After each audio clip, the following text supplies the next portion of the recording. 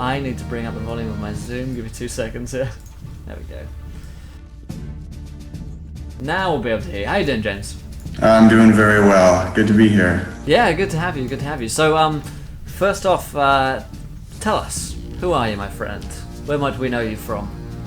Right on. My name's James Haeck. I'm a writer. I do a lot of D&D stuff. You'll find me primarily around Kobold Press right now. I just did a couple of projects for them. One being Gem Dragons of Faerun, which you'll see on DM's Guild, comes recommended by Mr. Ed Greenwood.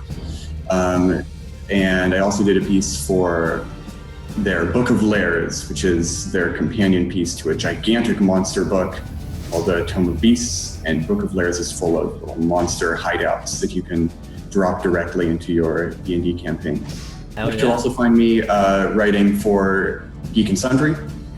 You'll see me working with EN Publishing back at EN World, and that's where I live here on the internet. There you go. Well, welcome to the show, my friend. Pleasure to have you on today. Everyone say hi. We wanted to have a chat today because there's a lot of I've been talking to some publishers and some other folks around the community the past week. So we had Shanna Germain from Monica Games on the other day, Sly Flourish is on, Mr. Ed Greenwood's coming on later in August to come and chat with us about his new books, and kind of just getting a new perspective on the RPG scene, the kind of D&D space in which we kind of exist, because I live in a very kind of strange prism, which is Twitch, and the kind of D&D world on here, and it's good to hear different opinions and get different voices from outside of our own little kind of community that we have here. I know we briefly spoke before. We've been trying to organise this for weeks, this one, and then one of us has to do something or other. But tell us, can you give us a kind of sneak preview on your latest project which you're working on? Yes, and this one may be known to people who live in the Twitch D&D world, but right now through, I know this is a show about Kobold Press really, but I can't help but brag about this one. Oh, go ahead. Through Geek and Sundry right now, I am working with Mr. Matthew Mercer and Green Ronin Publishing about the Critical Role campaign setting. Nice. But that's what's on my plate right now. Awesome. Must keep you busy. Yeah. Oh yes. It's almost a full-time job, but we're doing our best, and it's a whole lot of fun. Nice. Awesome. That's pretty exciting sounding. I like the sound of that. Mm-hmm. I also kind of appreciate guys in chat, but I have a lot of questions for you as well, and for us in general, not only on the topic of Kobold Press, but on the topic of any kind of D&D stuff which you folks are interested in. I usually keep the Sunday slot as a kind of Q&A for folks who have any questions throughout the week, because I play about 10 games every week, about 150 hours a month, so there's always questions. I can't always get to them, so shows like this are a perfect time to kind of get to your guys' questions. If you have any questions about D&D or RPGs, how to play and stuff like that, we have between us some combined years of experience. And 10 Beasts is great. Yeah, I spoke to Dan Dillon a couple of weeks ago, one of the authors on 10 Beasts, and pre-ordered it then.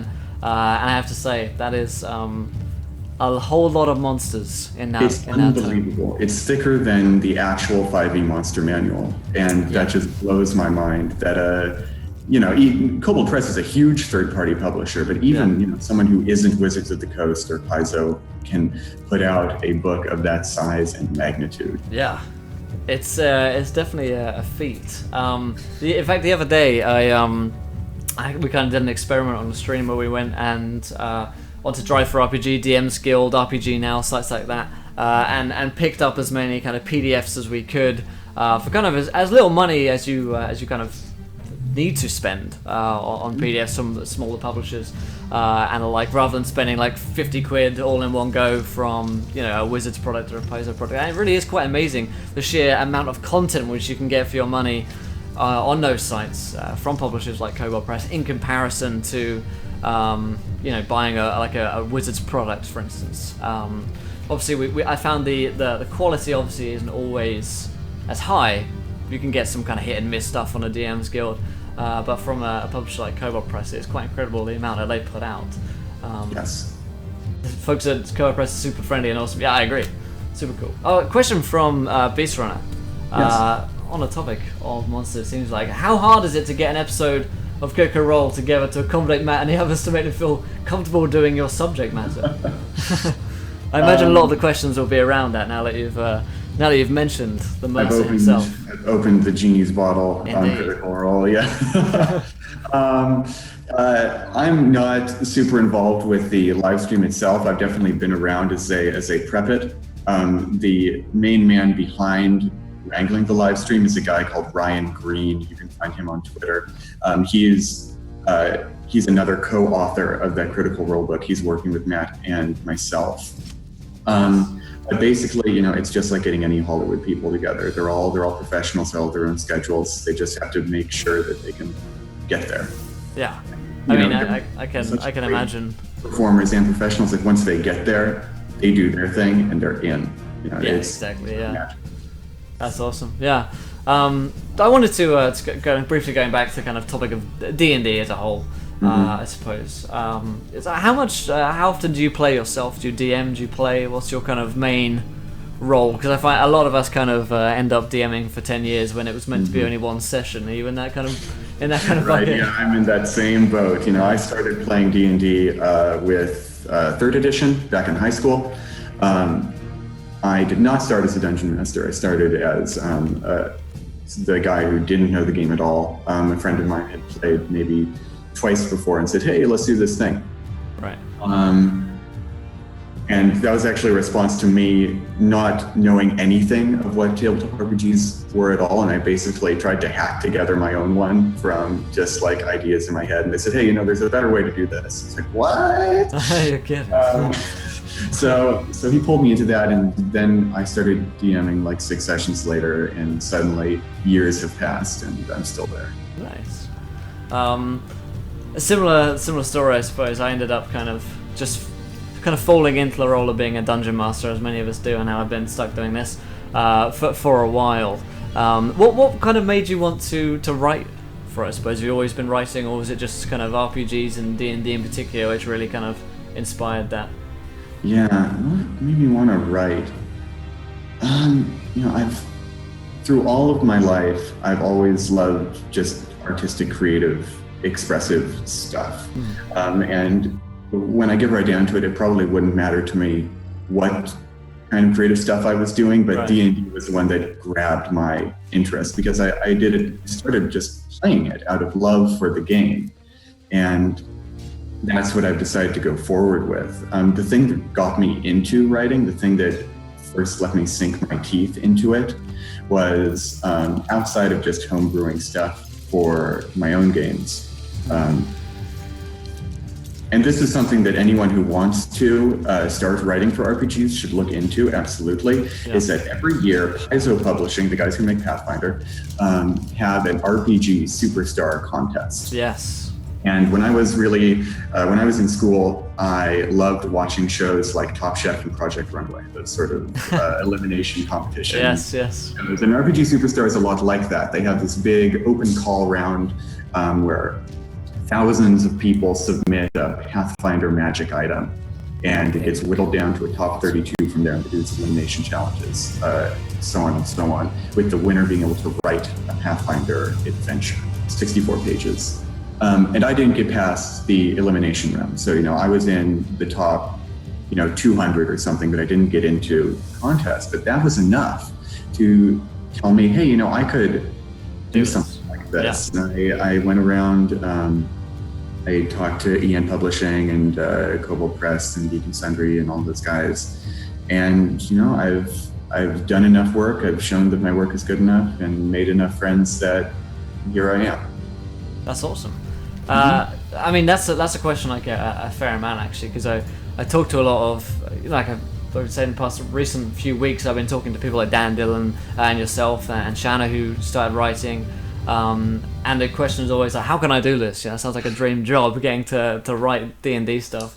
Let me throw in a little more input. Let me throw 2 more cents into the hat. Sure. RPG writing is great fun. It pays less than minimum wage, so you gotta love it, like any artist. If you're an actor, you hear that advice too. If you're a musician, you hear that advice too. You gotta love what you do.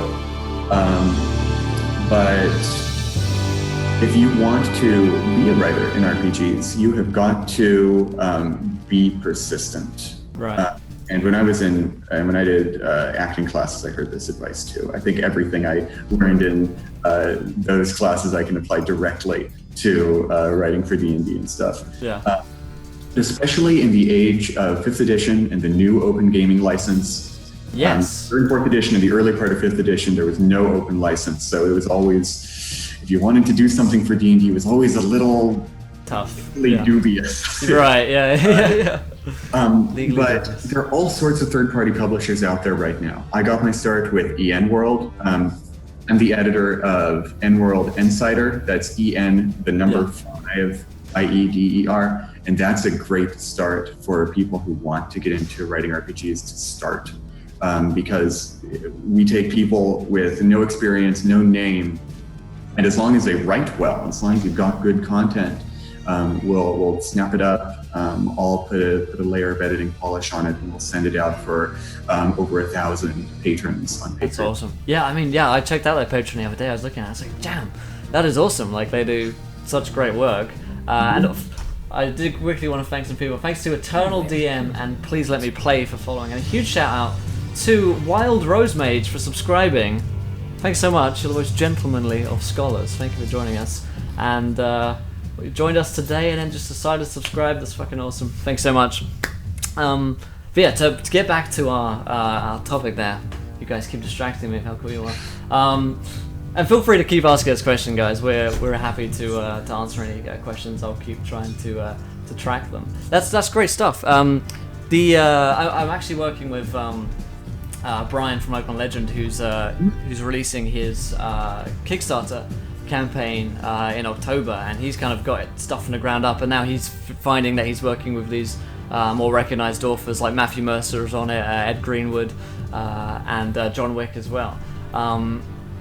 And it made me think, really, the RPG space is yet still young when you think about it, because if you look at other industries, because particularly I'm on Twitch and I look at like esports and gaming and stuff like that, and the amount of millions of dollars which are poured into that, and think where everything else could be in a few years' time for what has become this kind of odd spectator sport for RPGs. It's definitely very exciting, I think, and I think the writers play a huge part in that as well, because so many of us, we play modules and stuff like that. I've been using the Tome of Beasts in my games. Yes. To bring in new monsters and stuff like that, and it all comes from like kind of ground up from the creators, and then we just kind of nick stuff and perform it in a way. But yeah. Mike has a question. James, do you have any favorite indie writers that you'd recommend on DM's Guild? Good question. Oh yes, I have some people who I would love for you to check out their work. The first guy I have to recommend is James Introcaso. He has done some stuff on DM's Guild. If you look at it, it won't look like much. It's it's put together on the cheap. It doesn't have professional layout or anything. Right.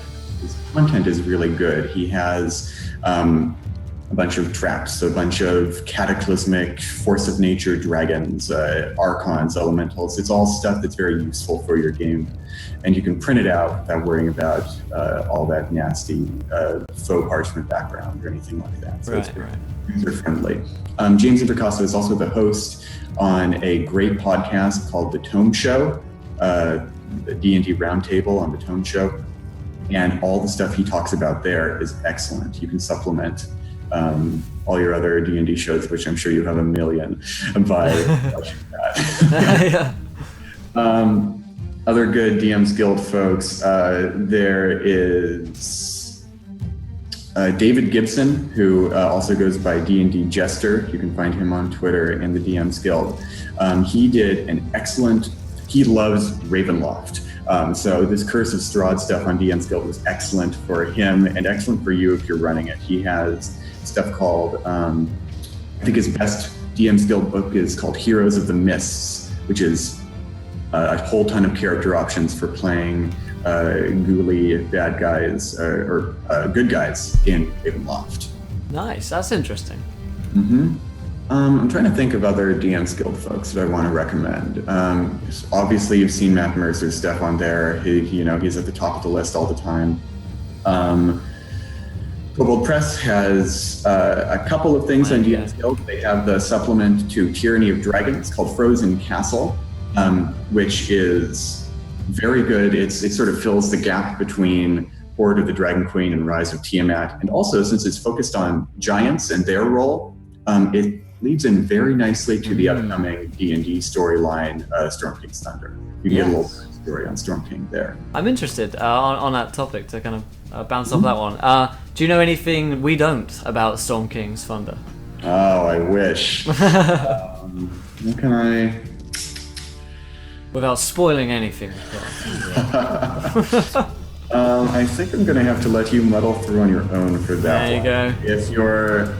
If you want to know, okay, I will tell you something about this. Keep it quiet, guys. Keep an eye on what I'm producing in the next week or so.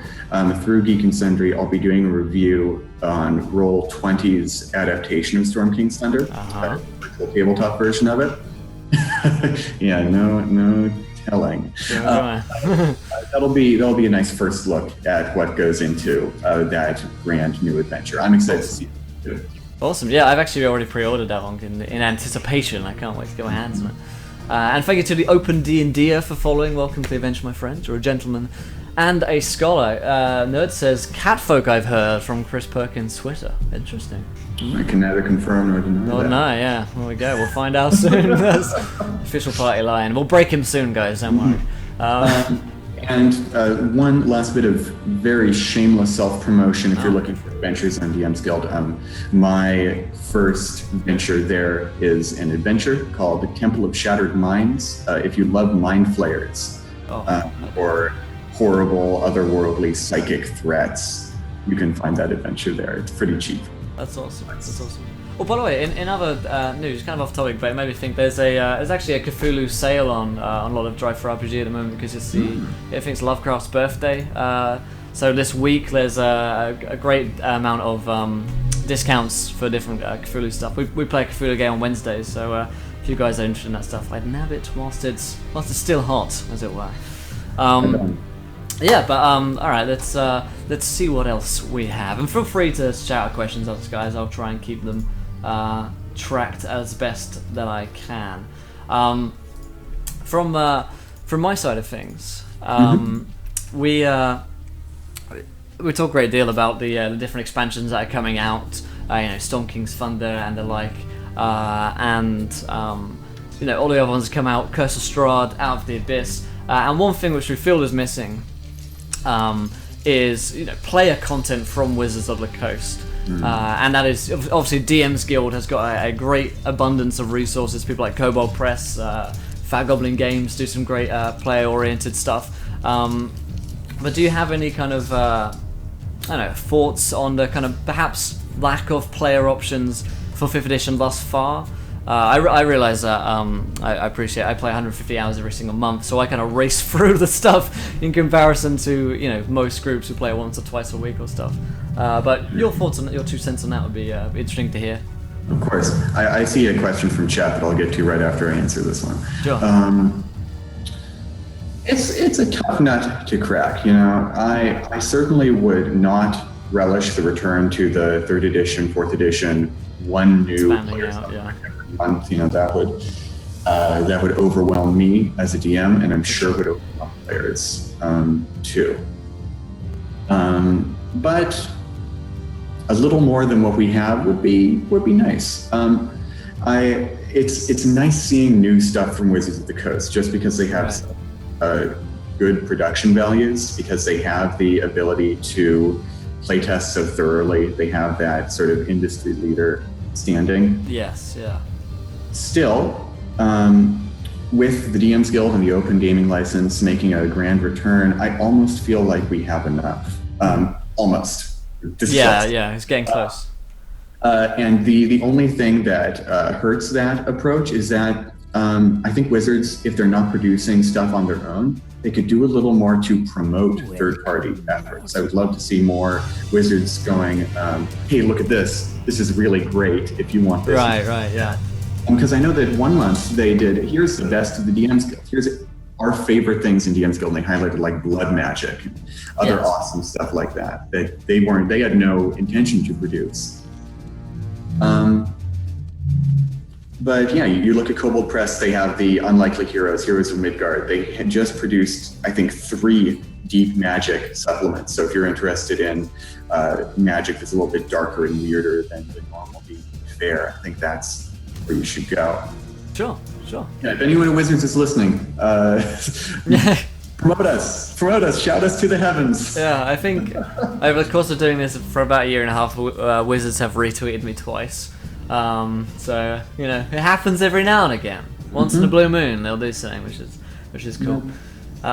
Yes, let's get these questions from you guys. So Mike says, any plans in the works for Kobold Press to bring back Kobold Quarterly? I don't know. It's a short answer. I don't think so. If I could read Wolfgang Bauer's mind, I would tell you. But I think if you're looking for the stuff that came in Kobold Quarterly, I think the stuff that they produce on their blog right now fills that gap very much. Just because there are player options, there are DM options, and there's even a little bit of light flash fiction in there too. Nice. Let's race through this next one because it's on a similar note, I suppose. Any chance Kobold Press will do a 5e adaptation of Southlands or Midgard campaign settings? I have been doing a lot of stuff with Southlands and Midgard in terms of adventures and player options. Something tells me, just intuition, that because of the huge amount of capital that goes into creating or even just converting a campaign setting, that probably no. Yeah. But a lot of the stuff that was in Midgard and Southlands, either you can get the Pathfinder book, and the stuff that you can't convert really easily, it's already out there in supplements. Midgard Heroes, Southlands Heroes are there for player options. Tome of Beasts has basically every Midgard and Southlands monster they've ever printed. I think if you get a PDF of the Pathfinder version and supplement it with the new Kobold Press stuff, you basically got your conversion right there. Nice. Okay. So it's easy to do yourself, guys. You don't need someone else to do it for you. You're powerful minds yourselves. Also, thank you to Who Cast Brexit for following. Welcome to the adventure, my friend. George, man, if I could get my hands on him, I'll let you know. You're a gentleman and a scholar. Alright, so Mike says, speaking of third and 3.5, do you feel that the current age of published adventures are lacking in comparison, i.e. the content from the old Dungeon magazine versus what is coming out now? That's an interesting question, actually. It's interesting. I'll let you take that one, James, first. Right.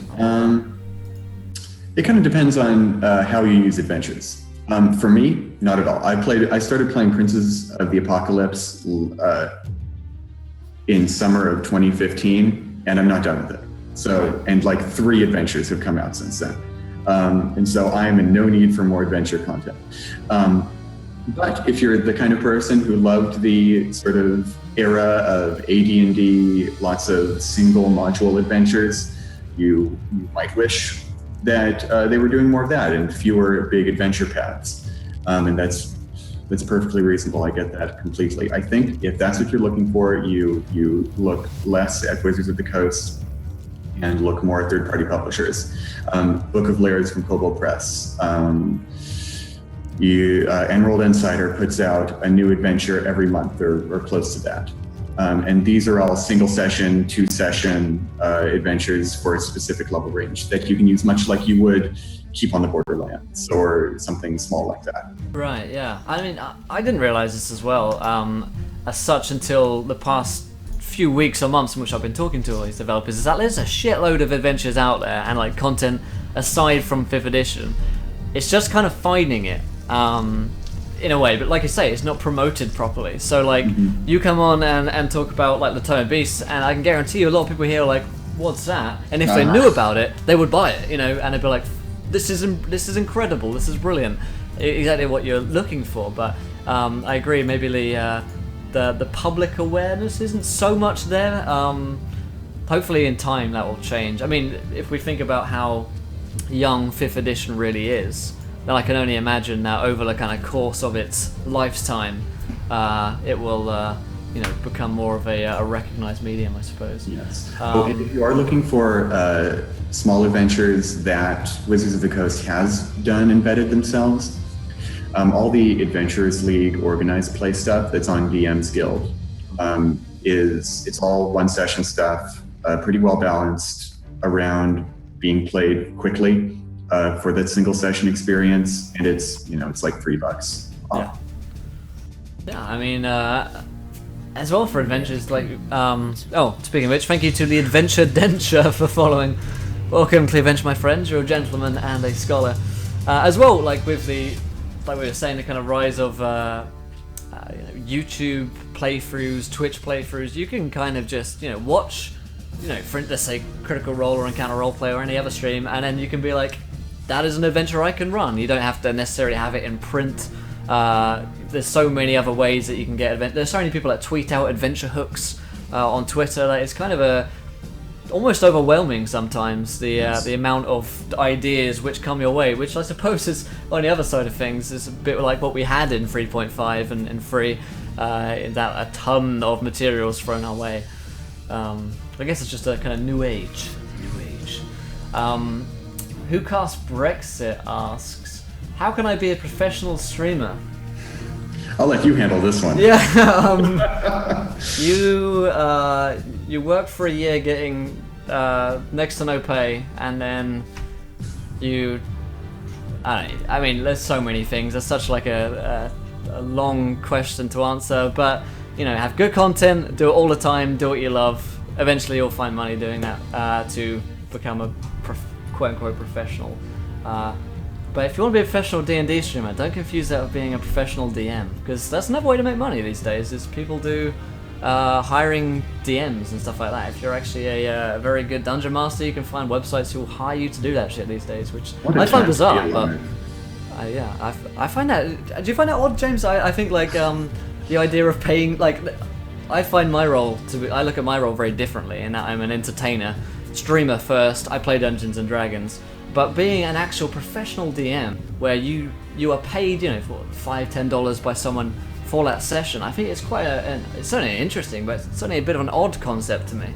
Yeah, I have two takes on it. One is, that's incredible beyond my wildest dreams. Right. Yeah. The second is, wow, what a risky bargain to get yourself into. Yeah. A good D&D session is every bit as much the player's input as it is the DM's, and I can only imagine some really good dungeon master trying their hardest, and just this group absolutely failing them. It's like, what can you do at that point? I think first off, like, I always say, like, if you can do something which people are going to pay you money for, like, fucking hands up, like, well done. Like, yes. You've done so well. Like, I don't care about the kind of like the ethics of like people handing you money for that game. I think you've done very well if you're in that position, but I think it must be odd to be in that kind of contract where you're the dungeon master and that is your game and you have kind of like total control over your game, but when someone's paying you for it, it's almost as if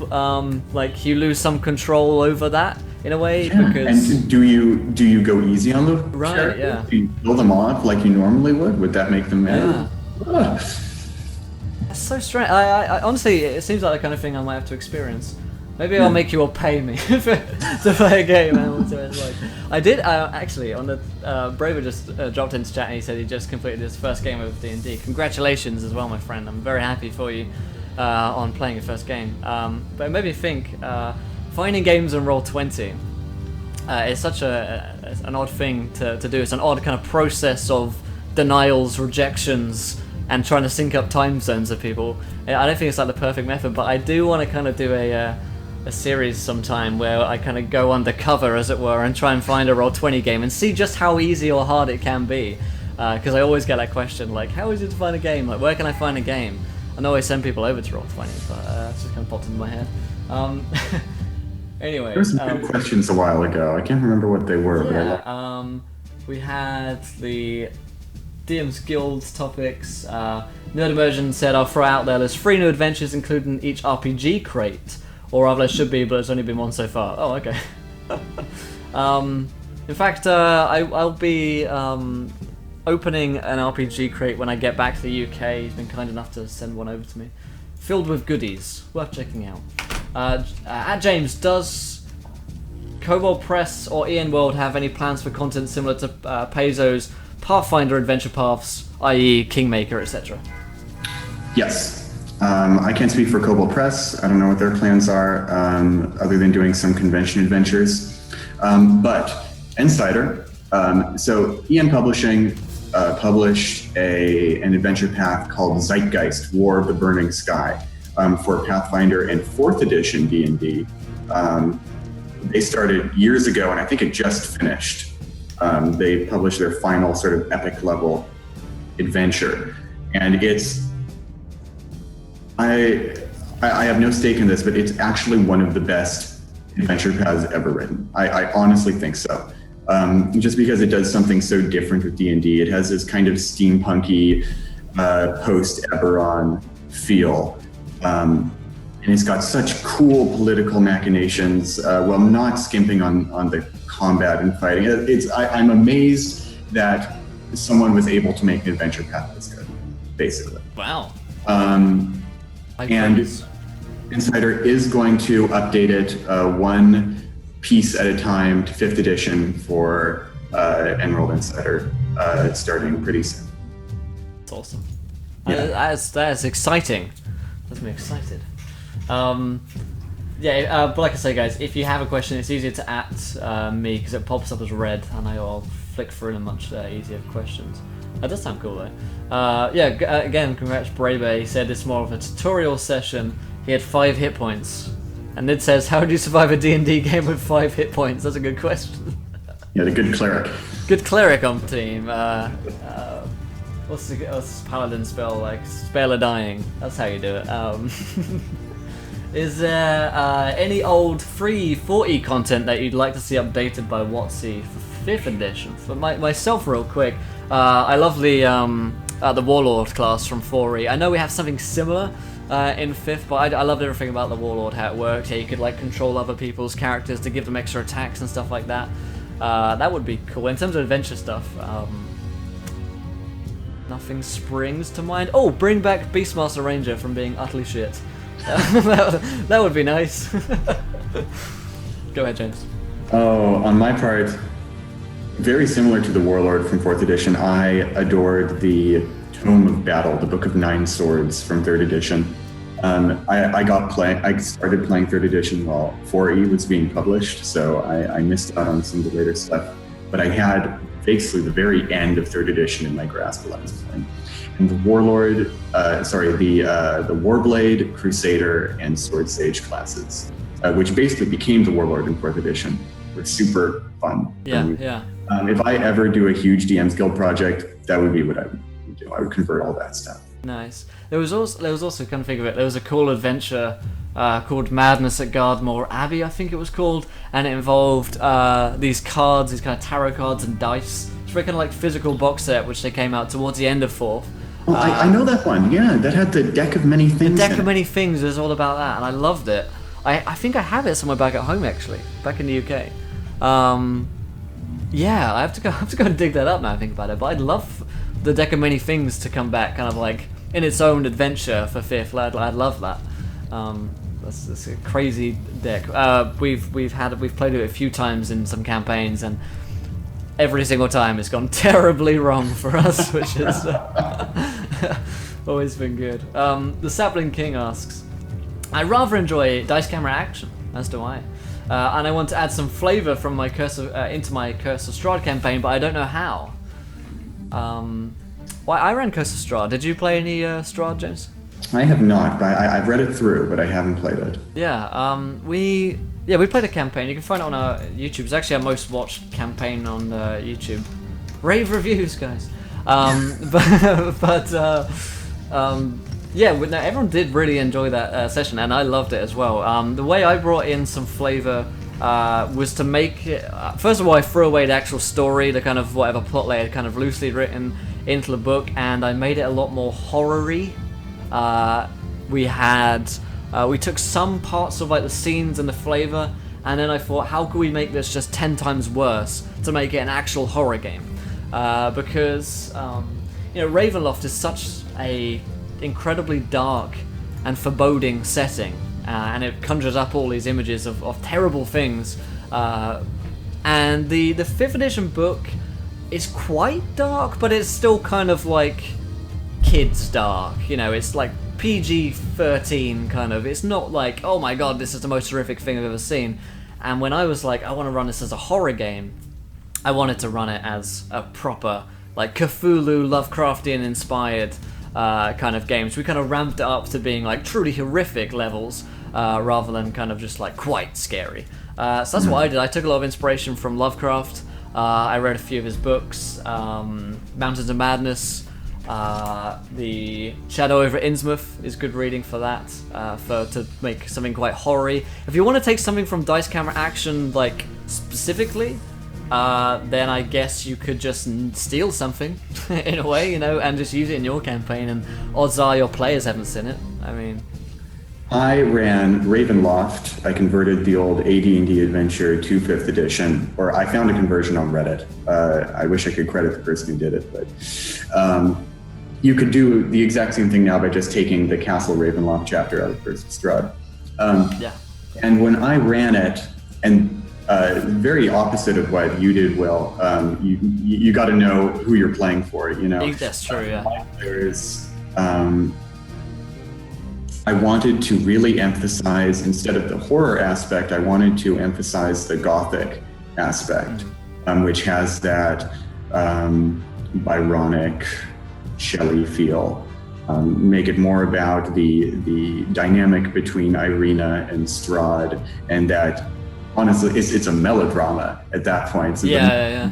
Relationship and the ancient curses and family grudges and all that stuff up. And it brings in a lot of role-playing opportunities for people who just gobble that up. Honestly, the best advice I can give to anyone who wants to run a published adventure especially is to know your audience. Because published adventures are written for a very broad, vanilla, almost flavorless, you can put anything onto it. It's like a published adventure is a slice of toast, and you have to be the one who puts the butter or the jam on it. Indeed, or indeed both butter and jam. If you're feeling reckless, then maybe you could do that. There's a good point though, and the same goes for any game really. Just on a topic of kind of general advice, know your audience, whether that audience is Twitch on Encounter Roleplay, or if it's just the 3 people around your table that you're playing your game with. If you're playing with some younger people, you probably don't want to run that kind of horror aspect, which I went for. If your players adore combat, then that's the kind of game you're probably going to want to run. And it's perfectly fine to ask them that before the game as well, to kind of set those expectations and say, this is the kind of game I'm looking to run. Is that okay with you? And then they'll say, yeah, great, or no, that sounds terrible. Go back to the drawing boards. Question from Nerd, he asks, any house rules you always use when you run your games? Good question. Got any house rules you like to implement, James? Come back to me. Sure. Myself, you guys know I do this travel mechanic thing fairly religiously. In that we call it a travel mechanic, but it's really used for a lot of situations. It gives the players narrative control over the story. So I'll go around with each of my players and I'll say, okay, let's say you're traveling. So give me one scenario or situation or encounter which occurs whilst you're traveling. So they might be like, okay, we run into some goblins. Pretty kind of boring one, but usually the players come up with some really great imaginative ideas for scenes and ones which suit their characters as well. So I'll say to them, okay, there's that scene there, and then we'll role play out that scene real quick. And if it's even a just like a little small encounter, like, oh, I need to ford a river. and I say, okay, find a skill to do that, and then make a skill check in relation to that. So it's a bit like the 4th edition kind of skill challenges, but kind of house rule to fit into a bit more kind of roleplay rather than too heavily mechanical kind of way. And that works well because the players love to have control over a scene for their characters. That's the kind of little house rule I like to implement. Nice. That's a really good rule. I played with a DM once who did something very much like that for traveling, and it was a lot of fun. House rules, I have boring stuff like short rests are 15 minutes instead of 1 hour. Right. You can do that easily. But I think more than specific house rules like that, things that I like to do at my table are I like to give players more control over what happens in the story than maybe the books suggest. Right, yeah. Like what Will is talking about. And it's never in a specific way. It could be in that travel montage, sort of what did you encounter? It could be in a very Map Mercer style, how do you want to do this when you kill an enemy? Right. Anything that lets the players have a little bit more buy-in to the story. Yeah, I think that definitely helps their kind of interest and care for their characters when they have a bit of control over the story, definitely. Mm-hmm. The other kind of general house rule, and this isn't kind of anything specific really, it's just I always play by the rule of cool. If something's cool and someone pitches me an idea for like, can my character swing from the chandelier and attack like goblin? I'm like, fuck yeah, you can. Make me a roll. It's a difficult and potentially dangerous thing to do, but it's cool. So of course you can attempt to do it, even if it's a very difficult thing or potentially unsuccessful thing. And thank you to the Traveller 1 for following. Welcome, my friend, to the adventure. You're a gentleman and a scholar. Reroll 1 to 4 on the d6s when generating your stats. Yeah. Man, that's what I do in my superhero campaign. Yeah. Brutal. Ballsy Gent says, "Hey guys, returning player here. Are there any major changes to 5e that I should be aware of? Which edition do you come from? That's, I guess, assuming 3.5, maybe 4. Heck, maybe AD&D. Even so, yeah. I guess it's 5th edition is a lot less mechanical than a lot of previous editions were. Looking at AD&D, looking at FACO, 4th edition was quite a kind of mini-heavy kind of game. 5th edition kind of takes a lot of the elements from 4th edition, all the elements from 3.5. Okay, 3.5. And puts them together. In 3.5, and I felt right at home switching to 5th edition. My progress through 3rd edition was I started, when I started DMing, I was like, all splat books, I started playing in the later end of 3.5, and I was like, yeah, sure, throw it all in there. And I burned out really fast. That drove me nuts. And so I went to like an Epic 6 where players capped out at 6th level, so I kept the power level low. Gotcha. Because in 3.5, a lot of people said that the real sweet spot of the game was in levels 3 to like 7. Mm-hmm. And so that's where the game feels the most fun. And because of the way 5th edition takes those 3.5 style mechanics and streamlines them and makes it faster in play, it gets rid of the fiddly little +1, -1, +2, -2 bonuses and feats and stuff, and rolls it all into mega feats and advantage, disadvantage rolls. Gameplay goes a lot faster.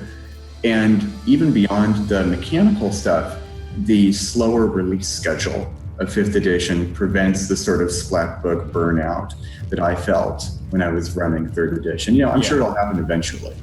At one point or another. It gets too big. But right now is a really great time to start playing 5th edition, I think.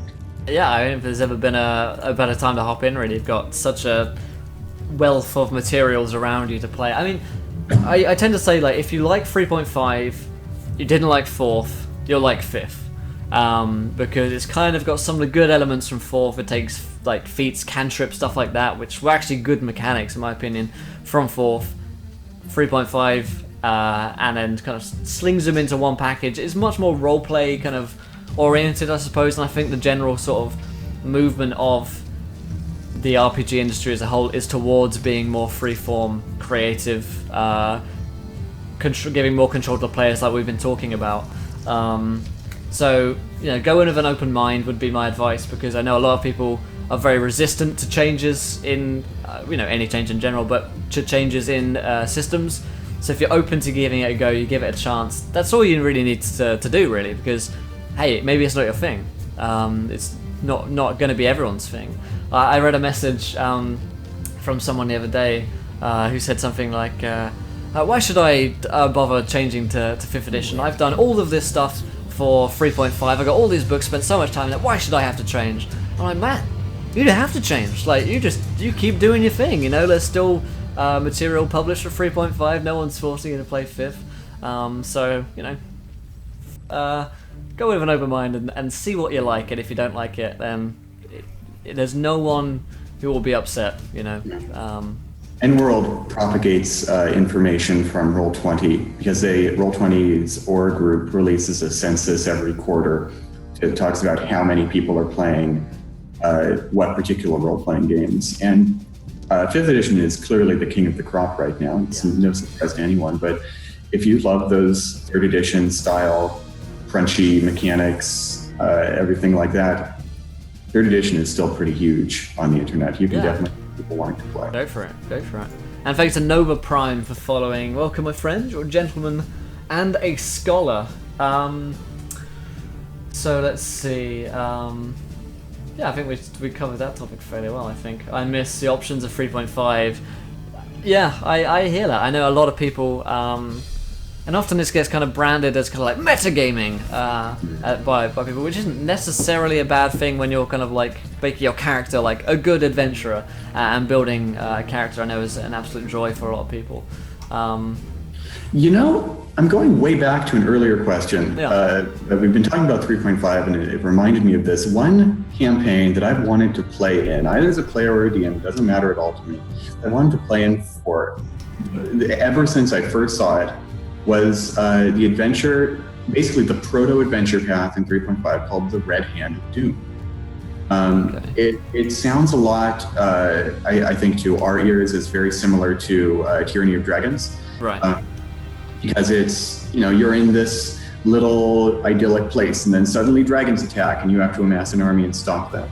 But the way Red Hand of Doom handles it is it has this, I almost want to call it a timer. It's like the longer you spend tracking down allies and artifacts to help you finally assault the Temple of Tiamat, the more the forces of the Red Hand will claim cities around this location, and it will make it harder and harder for you to survive. Nice. That sounds pretty cool. Nerd immersion is in. All right, I'll get on Roll20. I'll make this happen. Let's make it happen right now, guys.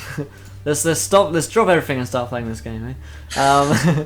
Salami Tactical asked, do we like point buy or rolling for stats? Honestly, like when I'm DMing a game, I don't think I've yet said to someone you have to roll or you have to point buy or you have to do something. Which way? Usually I'm kind of like, if you want to roll, then roll. I personally like rolling when I'm playing myself, but I realize that point buy is something that some people love. So I'm kind of pretty loosey-goosey. If you want to point buy, then you can do it. If you want to roll, then I think that's fun. So, what about yourself? I like both. I don't really care very much. The only thing I do care about if I'm DMing is that everyone does the same thing. I think if people are rolling while other people are point buying, there's a pretty big chance that someone who's point buying is going to feel like they've been left out. Yeah. That's true. That is true. I let my players choose, but you're stuck with that decision. Yeah. I mean, it really depends on the group as well, because, when your players, again, as so many of these questions come down to, is, who are you playing with? Play to your audience. Though, if I am playing a longer-term campaign, I think my players are usually happier with point buy in the long run. Just because they're not rubbish for...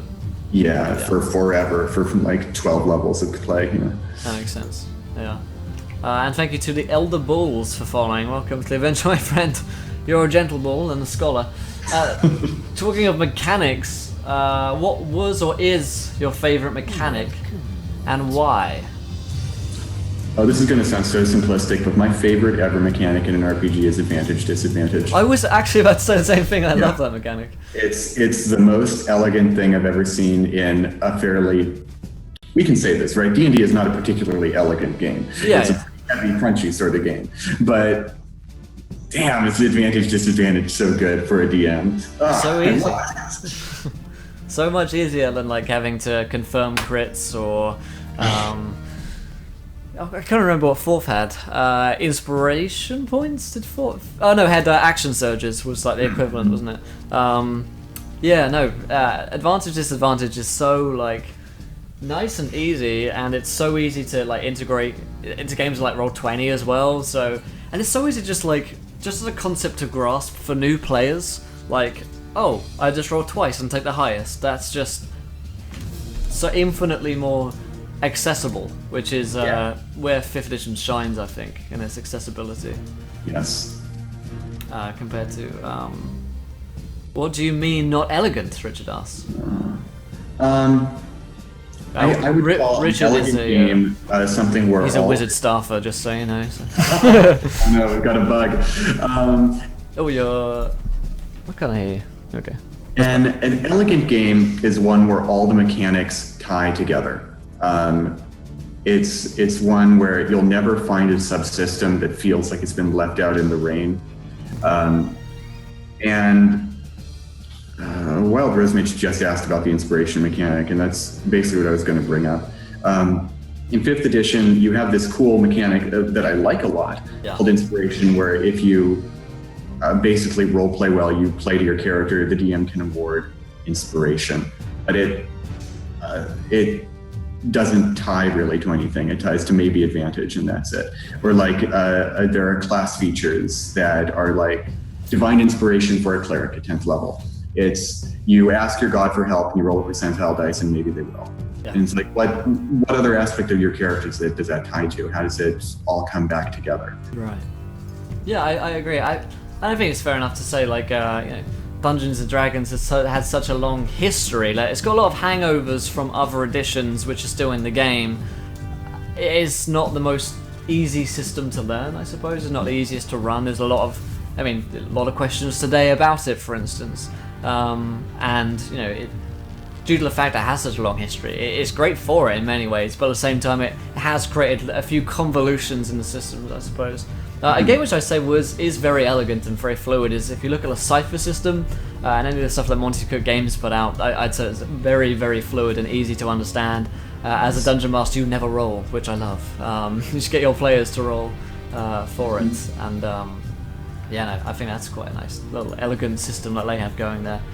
And let it be said that inelegance doesn't mean bad. No, that's very true. Like, an elegant design for a human being would, we have tailbones but no tail. But where would we be without that part of our spine? Elegant doesn't mean it's not good. Yeah. Wizards, don't sue us. People struggle with adding 3 dice results. I mean, I struggle with any form of maths that is thrown my way, so the least amount of, not math, I suppose Americans say, is perfect for me, just taking 2 and, oh, that's high, that dice is bigger, I can understand that, and then adding some bits to it, rather than the previous editions. It's on the hour, so I remind you folks, if you're enjoying the show, hit that follow button and join us. We're here 5 nights a week, 10 shows a week, currently chatting to James from Kobold Press and Geek and Sundry and his own works. So if you have a link, by the way, James, to any of the stuff that you want to drop to people, then feel free to spam it in the chat. Absolutely. We're a link hippie zone. Everyone can drop links. Yeah, throw some stuff down there right now. Yeah. I love spellcasting, but I hate prepping spells. Can we talk for a minute about spells in 5th edition? Spell slots, spell levels, spells known, spells prepared. I always get so confused. Like, that's a good example of an inelegant system, I suppose. And thanks to Courtney for the host. Insofar as, advantage is very elegant and simple, but the way they've done spells is very inelegant in a way. It's one of the most confusing things about the game, I'd suppose. Something I always get questions on is, how do I do spells? How many spells do I know? How many spell slots do I have? When do they get reset, etc., etc. It's a confusing thing, and I haven't really found a system of doing it very well, which means I've avoided a lot of spellcasters in the past, which is a shame. I'd like to find a house rule which simplifies that for me. Or just create one, I suppose. Probably being lazy, and I just probably do it myself. Yeah, I think every DM has at some point tried to make an alternate spell system, and I know I have anyway. And it never feels as solid. People are always confused about it. No one can figure out what exactly you're trying to go for. Right. It's tough. Those actual game designers out there are, for all the crap we give them, they're pretty good at what they do. Yeah. Oh man, I imagine if you're one of the game designers just shit talking everything you do. That'd be so crushing, wouldn't it? Let's see what else we got here. Yeah, the Warlock's difference of system is also confusing as well. I get a lot of questions about that. Parunga asks, interesting name, I have a question besides adding a spellcasting bonus. Do sorcerers add anything to damage? Oh god, mechanical questions. I'll field that. Sure. When you're casting a spell, doesn't matter if you're a sorcerer, a wizard, or a warlock, or anything, the spell will tell you if you add a bonus to it. Like, if you're looking at the sorcerer's spell, Eldritch Blast, it's their key spell.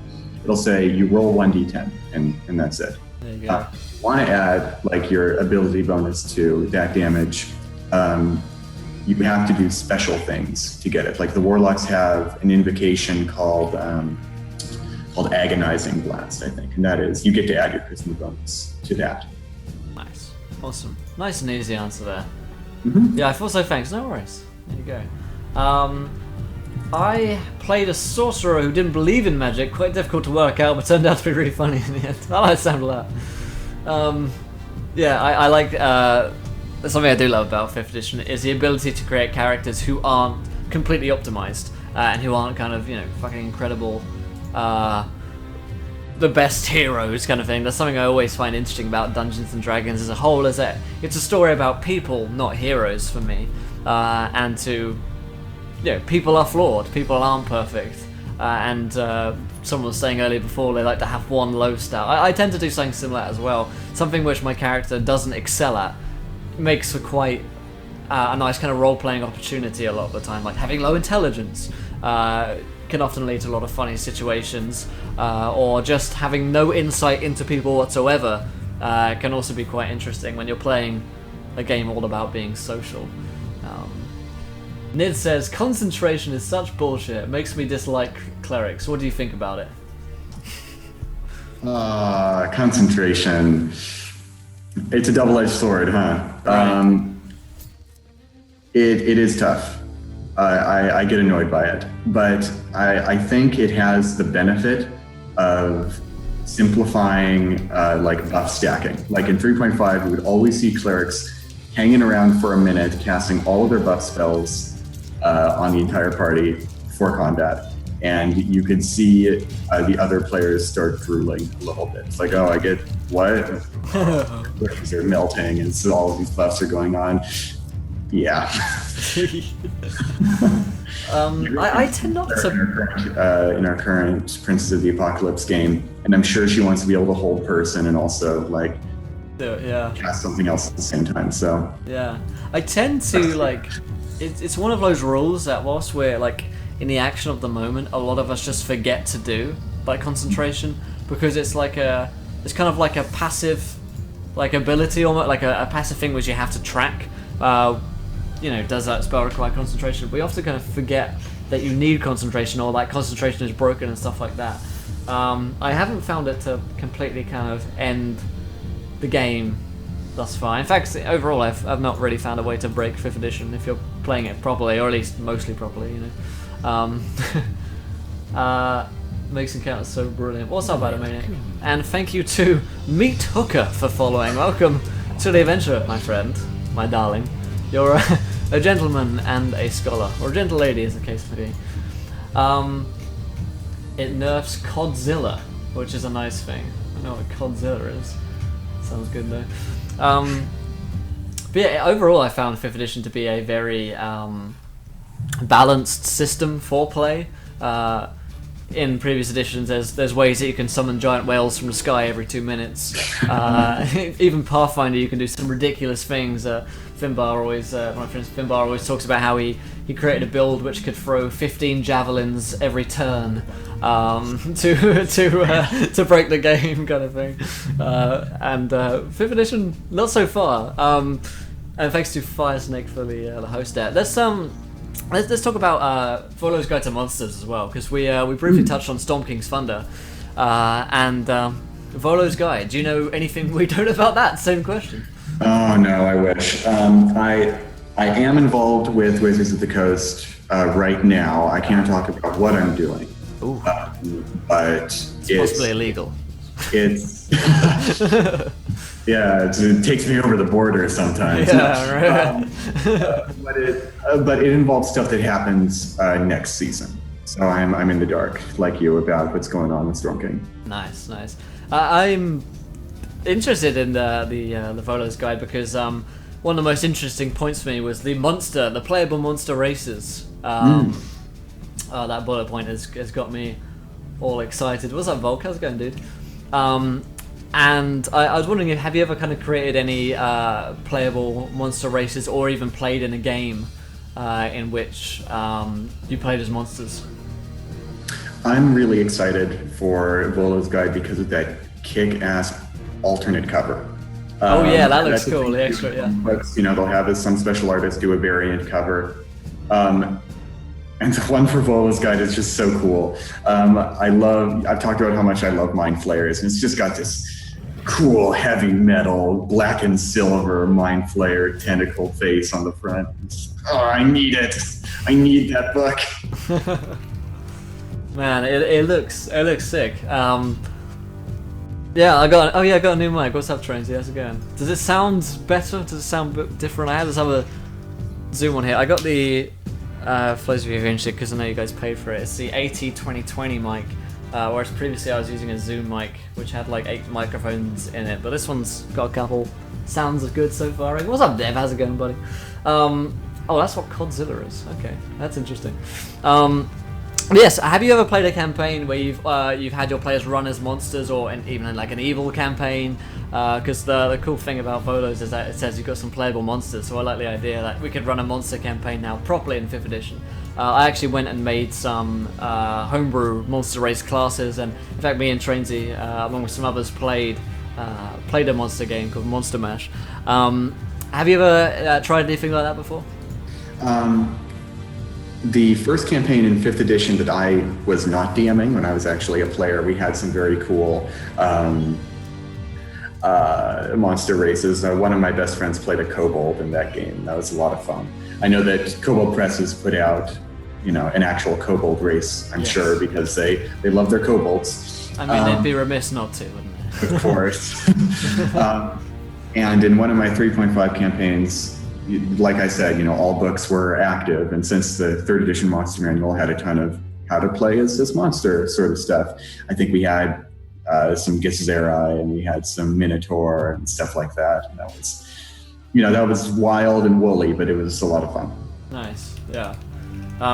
We ran into the problem where it was kind of like a murder hobo fest in a way, because if you're a monster, like, you've got no reason to do anything but monstering, right? There's kind of no limitations.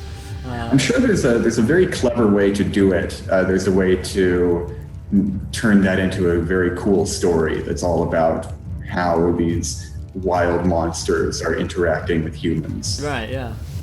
Yeah, I can see a world which that would, done well, it would be good. Yeah, definitely. Nerd asks, do you guys think Matt Mercer's Gunslinger will make it into Volos/Storm King's Thunder, since guns have appeared in 4th grade Giant Hunters and Acquisitions Incorporated? Well, that's a very good observation. Huh. I wouldn't put it past him. Wouldn't I put it would past be him. happy to see that happen, actually. Yeah, maybe it will. Who knows? That's exciting. Potentially, who knows? Astute observation. Good work. Yeah, good job, Nerd Immersion. 10 points to Gryffindor for you. So yeah, no, I'm very excited because it reads, it's not a Monster Manual 2. You know, it's a Monster Manual and kind of extra character options and a bunch of lore as well. And the lore seems like one of the most exciting bits about it, learning more about these races that we've learned about in previous editions, with sexy new artwork, which always helps for me. Gunpowder was into PHB for early acquisition incorporated appearance. No, I did not know that. Click, we're just talking about D&D in general as well. James works for a lot of Kobold Press stuff, does his own publishing, along with some Wizard of the Coast stuff. We're talking about D&D in general. If you have any questions as well, feel free to ask them, guys. We're happy to do our best to answer them. Oh, hey, Kara, you are right. There are rules for firearms in the Dungeon Master's Guide. I'm using that in my Princes of the Apocalypse campaign right now. There you go. Yeah, in fact, as well, one of our members, Josh, ended up homebrewing some gunpowder stats for a pirate campaign he ran, which was kind of ridiculously overpowered, but it was because the game was all about being a pirate and having gunpowder stuff. Okay, so Volk says, what should you do if you're a character that doesn't like to fly and you're with 2 Arakoa and a half-elf who likes to fly, and a Dragonborn who can fly, and the best way to get to places is to fly? That is such a specific question, and there's 2 dragons who will fly the players. Learn to like flying. I think your group wants it. Yeah, I mean, your character doesn't have to like it, but I mean, so here's the thing, like, obviously this is a specific question for your campaign and game, and we don't want to tell you how to roleplay your own character, but I imagine there's like something on the line, right? You've got to get to a place, otherwise maybe something bad will happen. You've got to save the princess, you've got to stop the world from drowning in the elemental evil, whatever.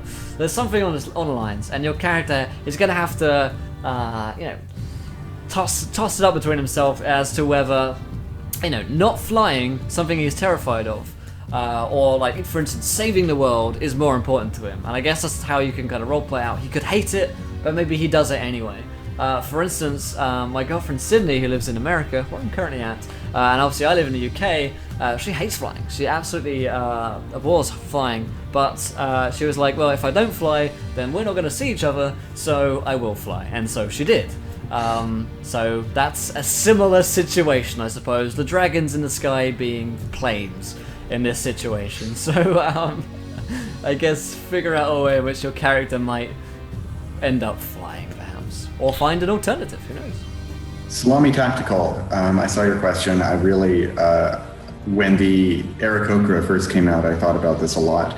And it sounds like Wizards did too, because they banned Aarakocra in organized play. Yes. But I would disagree. I think having that fly speed of 50 is only game breaking, maybe because a character has a speed of 50. I don't think it has anything to do with flying. If your DM nerfed your flying to 30 feet in a round, then I think you would have no problem. Because, and here's my reasoning, especially if you're playing a sorcerer, you're just getting fly 4 levels early anyway. You would be able to fly anyway. And if you have fly, this is the opposite of the question we just answered. If you have fly and no one else does, especially in those early levels, what are you going to do? If you want to go out scouting, flying, go to the mountaintop that no one else can get to, and then suddenly you're just surrounded by orcs. Right, yeah. You're done. You have to be a really smart player, or your DM has to be a smart DM to figure out how to make flying not be a problem. Yeah, I think that's a good point. And a lot of things in the game which are kind of, or could potentially be broken. For instance, like let's say you play a homebrew class and something is too much for the game.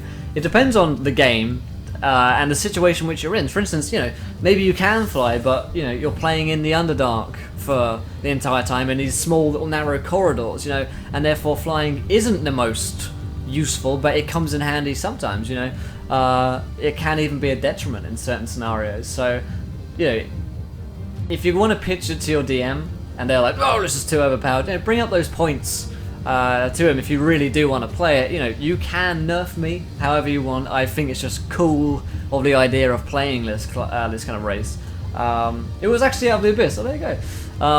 I guess there are some big caverns in Out of the Abyss, but yeah, I'd bring up those points and say, listen, you know, this can be as overpowered as you want it to be, or as underpowered as you want it to be. Because when I'm a DM and I look at someone who comes to me and says, I really want to play this race, class, whatever, my immediate feeling is, yeah, sure, why not? And then I take a step back and I'm like, okay, how does this fit into my campaign? Will it break everything? If it does, how do I fix that? Because, you know, it's your job as a DM to make sure that people are having fun. And if you're going to have fun playing an Arakoa, then fuck yeah, you know, play an Arakoa. But we can figure out a way to make that not redonkulous. Nerd Immersion brought up this, an Aarakocra Ranger with the sharpshooter feat can fly up to max height and have a shooting range of 600 feet. Yeah, that's pretty huge. And I have two approaches to this. One is if your player wants to play someone who can shoot from the air from 600 feet enough that they would not only pick their race around it, but also one of those precious feats. Right. Let's do it. You know, they want it. Yeah. And also,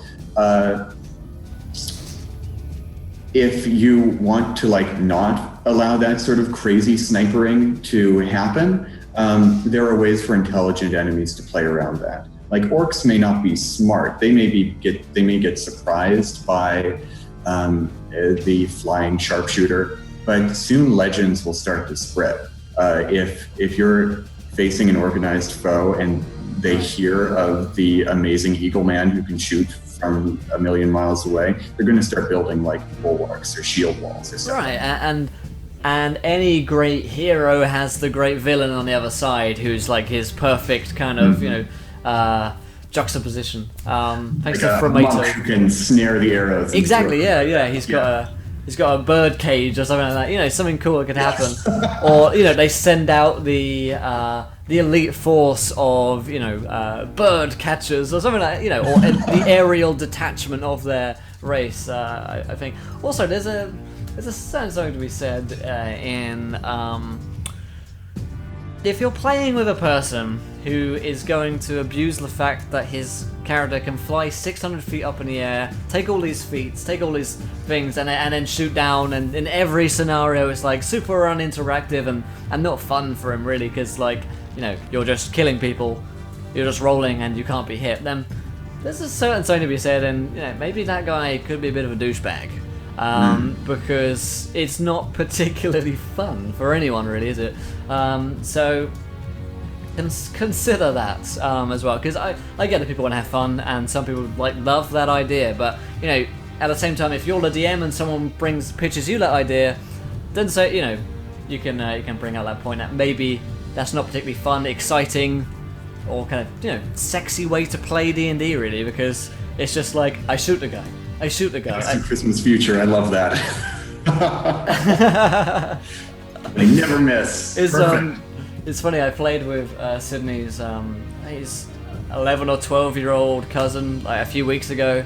We played a game around the table, and what you're describing with like, I fly up to 600 feet, I shoot the guy, sounds exactly the same as like playing with that 11, 12-year-old kid, because like he was just like, I killed a guy, and then we're like, okay, like you got to roll for that, and he's like, I put him in a cage. I'm like, where did you get the cage from? Like it's just like a disconnect of like, you know, I do this thing. So yeah, I don't know. That made me think of that. Maybe you should suggest, maybe not. What's up, Katie? How's it going? It's Sylvester and Tweety on a large-scale basis. Right, yeah. Oh man, I like in a pseudo campaign you guys are building. Eagle Bird hero versus a bird catching catfolk nemesis. Yes, it's a whole campaign setting waiting to be written down. You know, that's the big thing, right? Yeah. If you are like friends with your weird power gamer and they're not like being a douchebag about it, Yeah. then suddenly weird stuff like the Eagle Man who can shoot from a million miles away becomes awesome world building stuff. Yeah.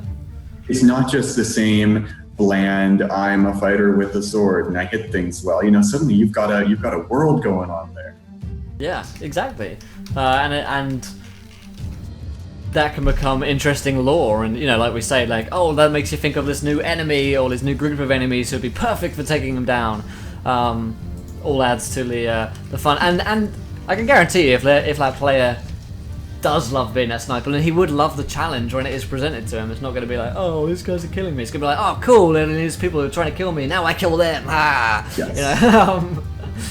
So he's on a bit of a power trip maybe, but go with it. Why not? You know. So I made a character focused around dual wielding hand crossbows and made him a fighter so he could crit at 19 if action surge shoot 6 times in one turn. It sounded cool, but it was really boring, wasted all my abilities and feats doing nothing but making basic attacks every turn. Mm-hmm. There you go. Sometimes it's worth trying these things out, and then you're like, actually, you know.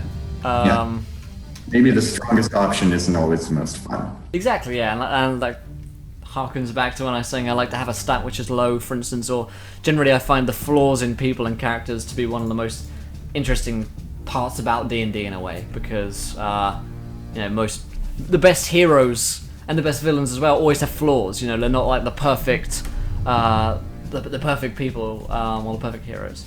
So for instance, there you go. That's what I was looking for, Ghost. The answer is yes. Always yes. Oh no! We've created a monster! Oh no! Oh man. If you guys could go back and change anything about Hot DQ or Rot, what would it be? Horde of the Dragon Queen, Rise of Tiamat. Yeah. You fucking trolls, guys. Ever since we got partnered, chat has been so much more trolly. I love it.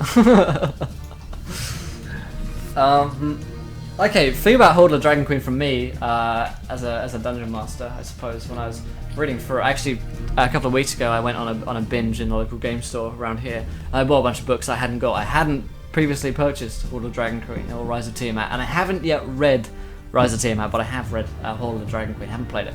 The only thing about Horde of the Dragon Queen from my perspective is that it is I don't want to use the term railroady because that has such negative connotations, and I don't mean it in such a kind of negative light.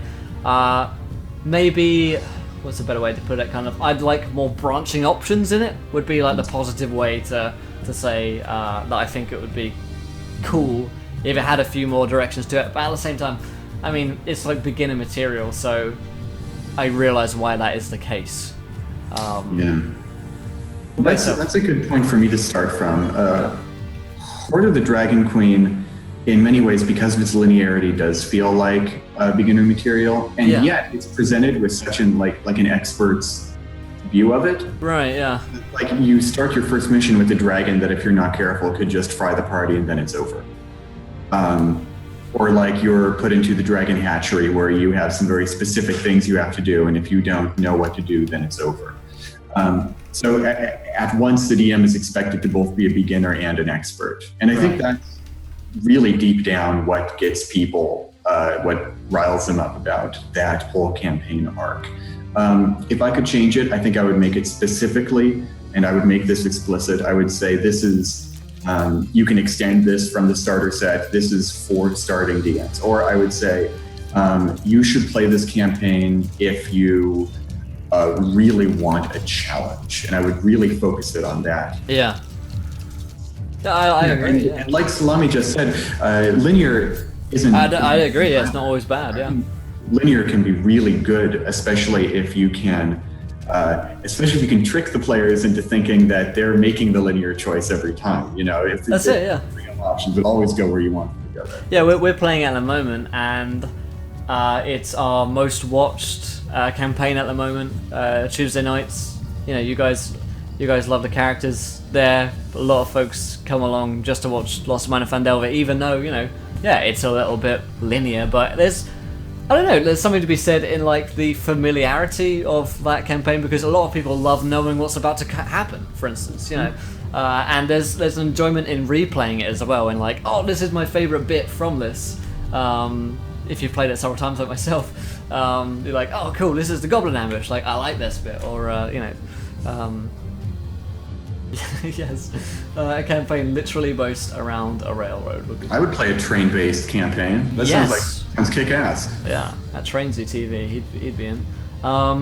Omni, I've always wondered what prevented a player who rolls a bad perception check from just trying it over and over until they get it. Want to field that one? Yeah, and I'll apply this to any kind of check, any kind of ability check that can be repeated, like trying to pick a lock, something like that.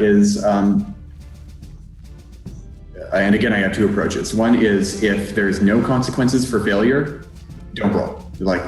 And you see the thing, and you pick the lock, and it's good. And if there are consequences for failure, make it apparent that there is one. Make it clear that if it's lockpicks, then make it clear from the start that failing with your lockpicks will cause them to snap or something like that. Right, if you fail a perception check, then suddenly the monster ambushes you. Never, ever, ever, ever, ever, ever include a perception check that you must succeed on this check to proceed into the dungeon.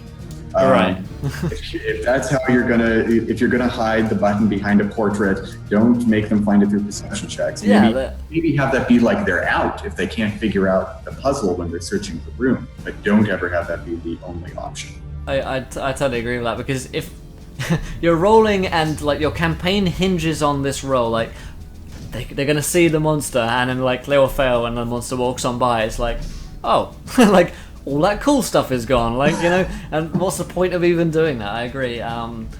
There needs to be a reason to roll. Is there a chance of failure? Is there only a slim chance of success? And so often, I won't ask for rolls from players. I'll be like, yeah, you do that. Or for instance, example which I recently thought of to do with breaking down doors and locks and stuff. I was in Lost Mine of Fandel the other day, and Josh's character Drock had a sledgehammer and he was taking down a door. And his character is like the biggest, henchiest guy around. I'm like, well, this guy can definitely just take down a door. Obviously, it's going to take him time to do that with a sledgehammer. He's got a perfect tool to do it. And so I said to him, normally I wouldn't make you roll, but you're under time pressure here to do it in a certain set amount of time to break down the door until X happens.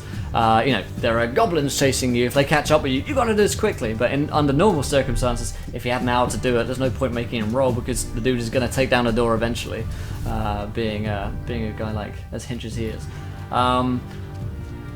Let's see. How do you get the idea for an interesting character?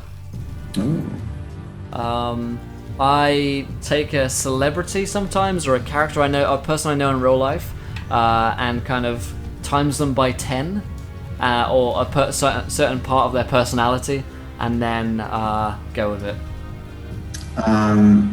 Since I always like to give two options, one that always works for me is I take a character that I've seen in literature or in film or something, and I just ask what would happen if Clint Eastwood playing the man with no name were in a fantasy setting, and I go for it. Or I take a race and class combination and I say, what is the least cliche way I could do this? Like if I wanted to play a tiefling warlock, with the most obvious way is like, oh, their patron is the archdevil. They are a brooding anti-hero who stuff like that. Right, yeah. Or what if instead I said this tiefling is actually made a pact with the Archfey, and it has been lost in the Feywild for 70 years, and there are demons chasing it. Nice, yeah. Yeah, it's a tough one. Constantly creating a lot of unique characters or NPCs, but when you're creating NPCs, you have to remember that not everyone has to be the most interesting character out there. Not every NPC is ridiculously verbose or funny or creepy or weird or adventurous. There are the normal people in life who are just as interesting, I find, in many ways, because if everyone is super oh, this guy's wacky or this guy's super weird and tropey, then you run into the risk of the whole world being filled with bizarre characters, whereas in reality you want your heroes to be the kind of bizarre characters and everyone else around them to be kind of fairly normal in comparison, I suppose, if that's the kind of game you're running, of course. And thanks to the Endless One for following. Welcome, my friend. You're a gentleman and a scholar. What's up, Tishy? How's it going? Tishy did a incredible cross-stitch of Critical Role the other day, which I retweeted about a week ago. Great work on that one. This pineapple. Okay, so let's see. In creating a boss in a campaign, what do you start with in making one? Good question, Cussing. When you're big bad evil guy, where do you start? I would always start with, the story. It always has to make sense with what is like happening to the characters, what would make sense to be sending all the evil at them.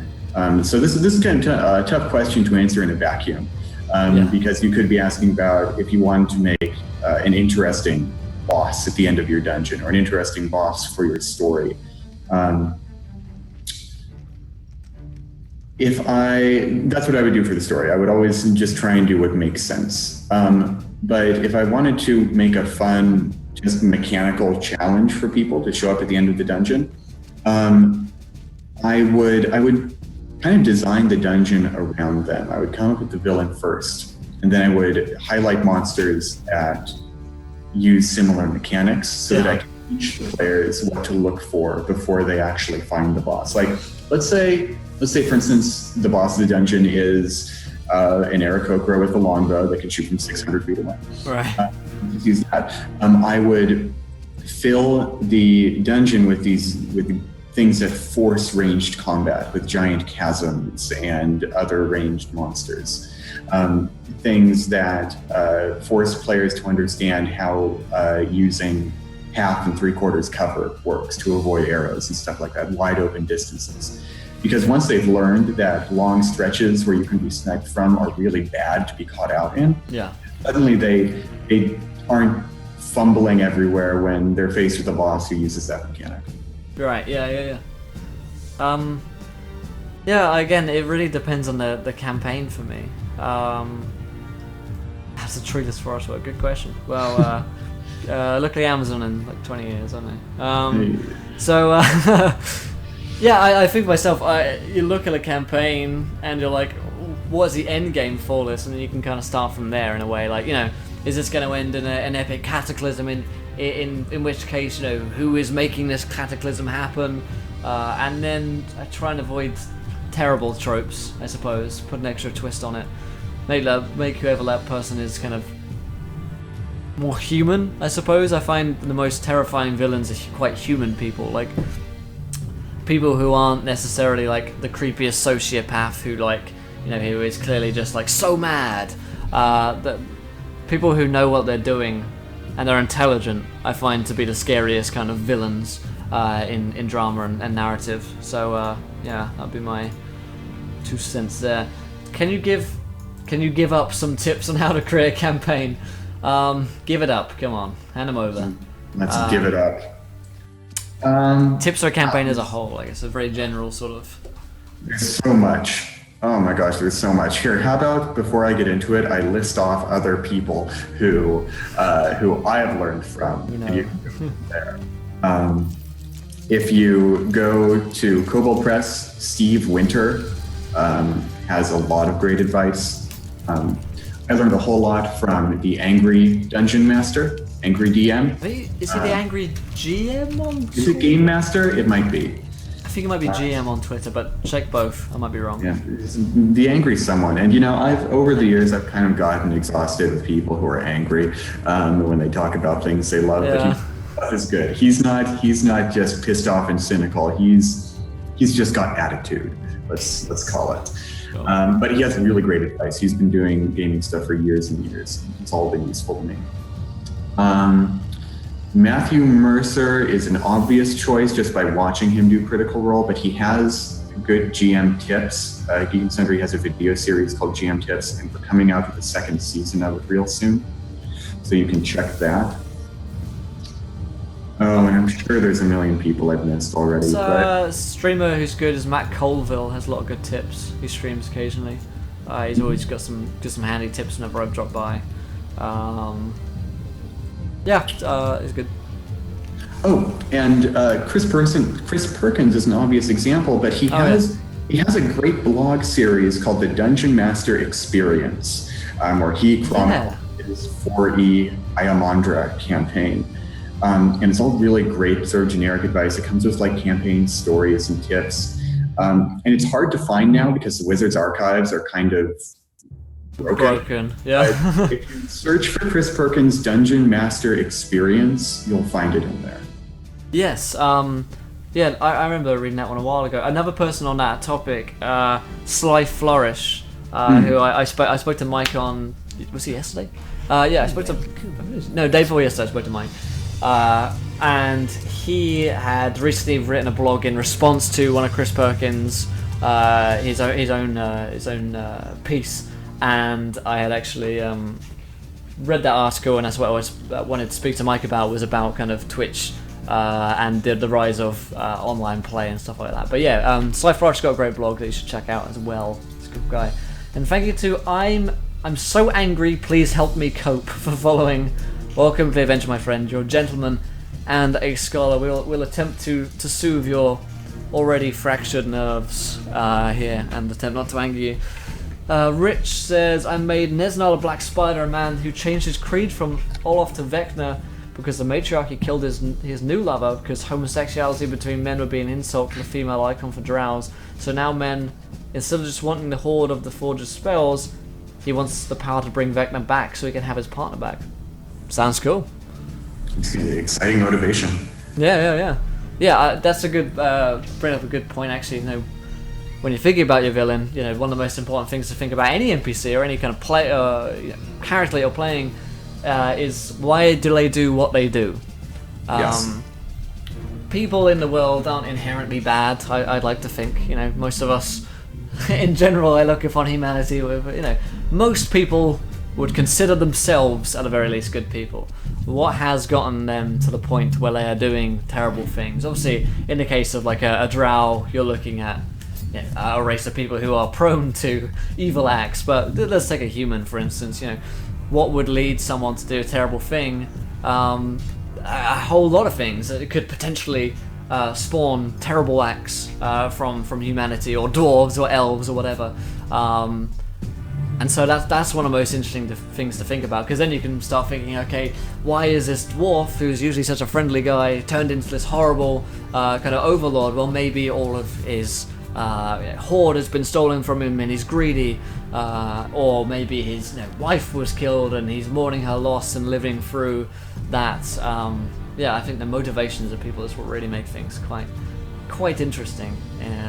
And makes them more human as well, because the villain who goes, I am doing this to rule the world, it's like, okay, dude, you're just on one huge fucking power trip, we get it.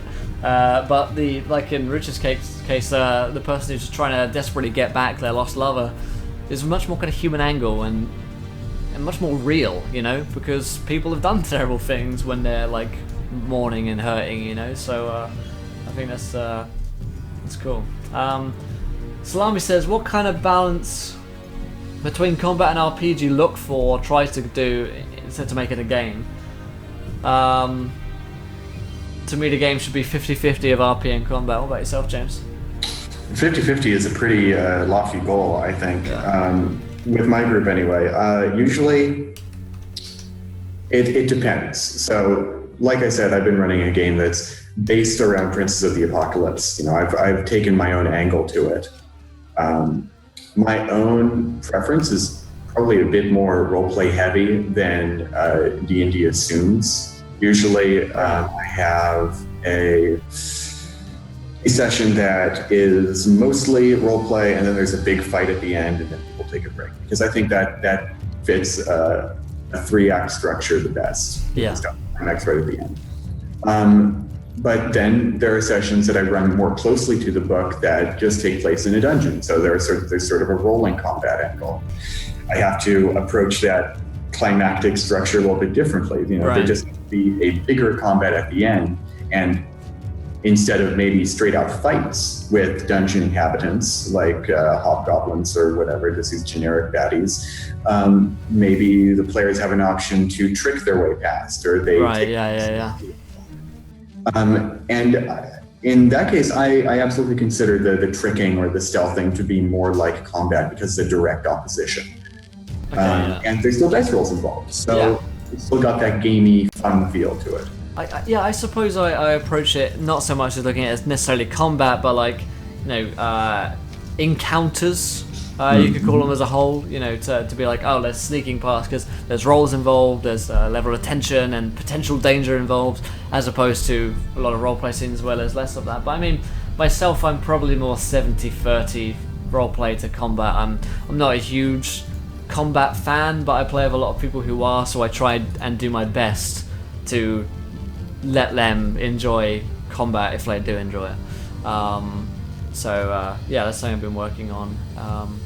And also, I think I've been doing better recently with games because you guys said you wanted to see more maps on the streams and stuff like that, so I recently managed to nail a partnership with Heroic Maps, who provide all the maps for me, which means I get to just bring in the maps and do it myself, because when you're playing online, a lot of the prep work is like, oh god, a combat, I've got to make this map, and so on and so forth, and if you've got several combats, you end up spending a fair amount of time doing that.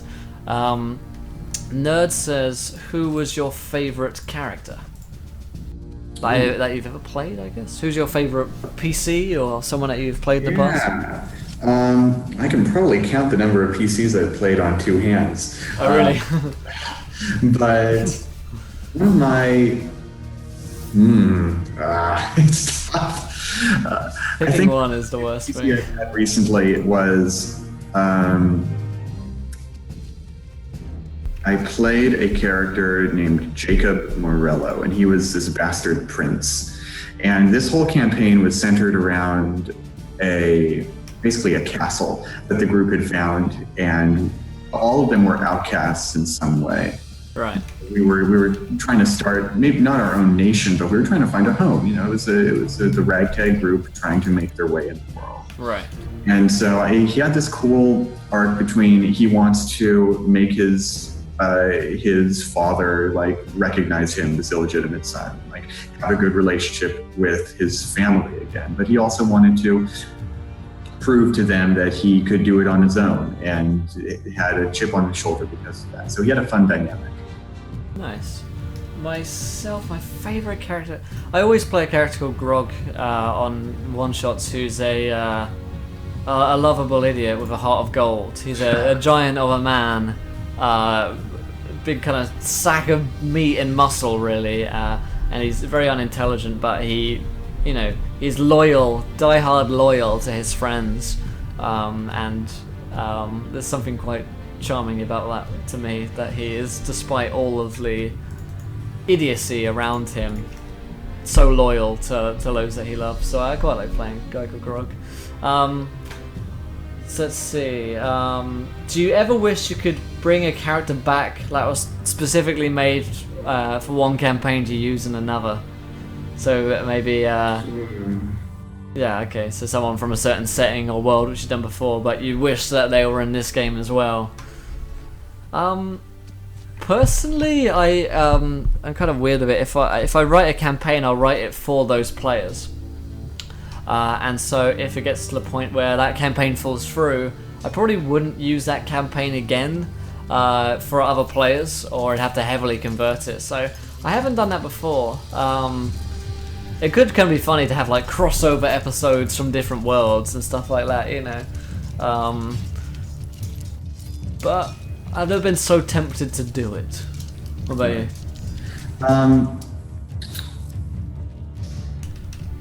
I think that when my current campaign ends, I would enjoy having cameo appearances with the old party at some point. Right, yeah, I can see that. I was a big fan of Avatar: The Last Airbender, and I watched that a lot. And I loved it when in the sequel series, 100 years later, they had the aging cast of the original show up in a special episode. And, especially if the similar players... especially if some of the same players are still in the new campaign, then it's nice to see where are they now? Where have the old characters gone? What are they up to?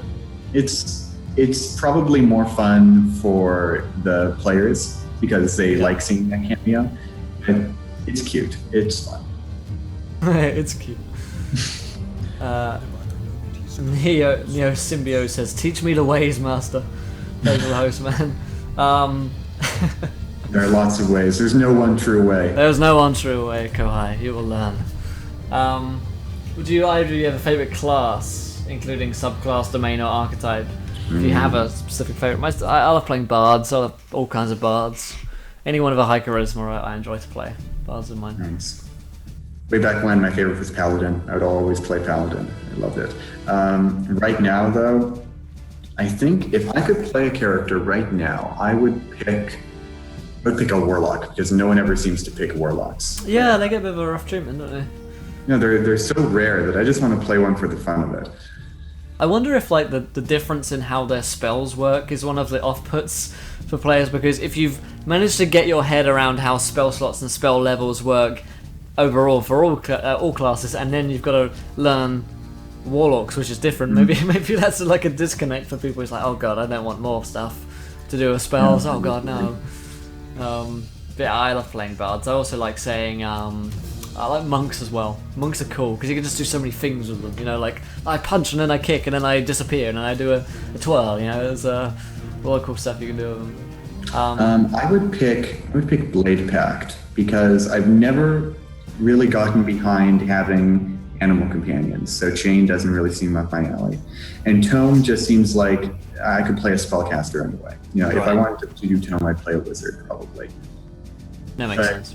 Yeah, I love that mix between martial and magic, and having the flavor of the Warlock is just the icing on the cake for that. Yeah. I'd love to play an Eldritch Knight sometime. I think that would be fun. I've never gotten the chance yet, but yeah, I probably should.